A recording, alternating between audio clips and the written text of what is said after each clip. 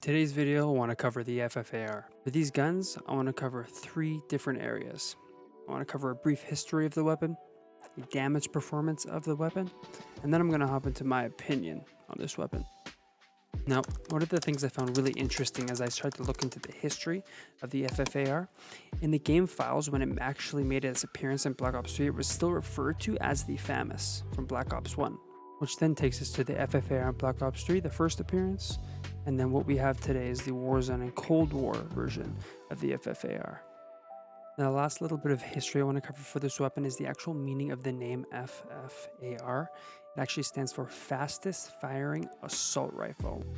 Now, as we get into talking about the actual damage of this weapon, it's a bit of a challenging conversation because we can look at the numbers and how hard this weapon actually hits. There's just a lot of variables and it's very, very subjective to quite a few things, really. So when you're looking at damage, it can depend on how far the enemy is from you, right? Like if he's right in front of you and you're hitting shots in the head or the body, it's going to hit a lot different than if he's 50 meters away and you're hitting heads or shots to the head and the body as well. Those are two of the main things, but the real key things that I want to talk about as far as damage goes is, of course, the attachments. But the most important thing, I think, is just getting well known with the recoil patterns of that weapon. Now, as you get to know the weapon and the way that it moves, the way that the mobility is with those attachments you've chosen, those are going to allow the gun to perform in a very different way.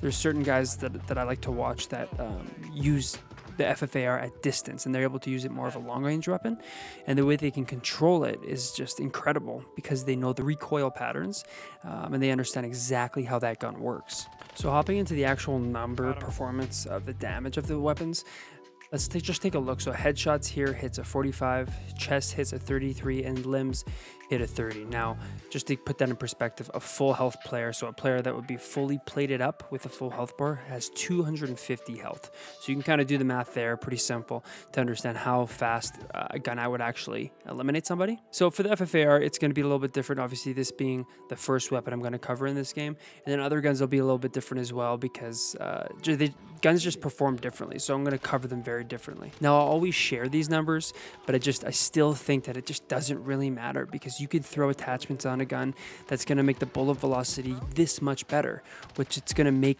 the bullets leave the barrel that much quicker, right? Like one of the attachments you can actually put I think it's the barrel that you can put on the FFAR is like over double the actual bullet velocity. So it's actually, those bullets are leaving the barrel that much faster. So the time to kill is going to be that much faster. So this is just the basis of how the gun would perform if you picked it up off the ground per se, but just for you to understand that these numbers are always with the understanding in mind that somebody would be fully plated up, just to give you that understanding of how those numbers perform.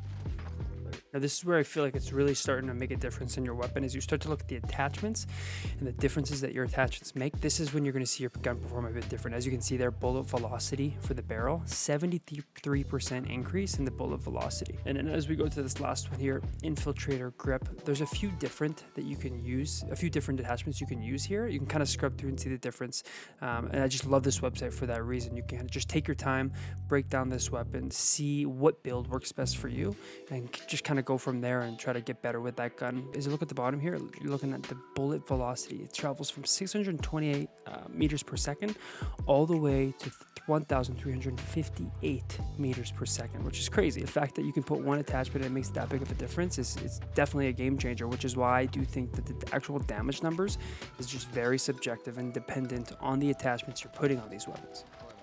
This is my specific build of the FFAR up on screen. You can take a photo of this or a screenshot. You can give it a try. It's a pretty common build. The main two things that do change from person to person are the underbarrel as well as the stock. Those two are kind of interchangeable. You can use a different underbarrel and you can use a different stock just based on your play style and just kind of play around and see what works best for you.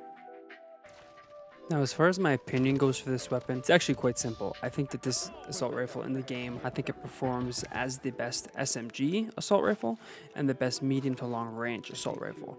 And what I mean by that is it can replace your SMG in your loadout, and then it can be used just as an assault rifle. You could put something like an ACOG scope or something more long range on this weapon to make it more effective at long range. But if you're good with the iron sights, you can actually hit guys really well at long range. So I just think overall, it's the best weapon in the assault rifle class with those things in mind.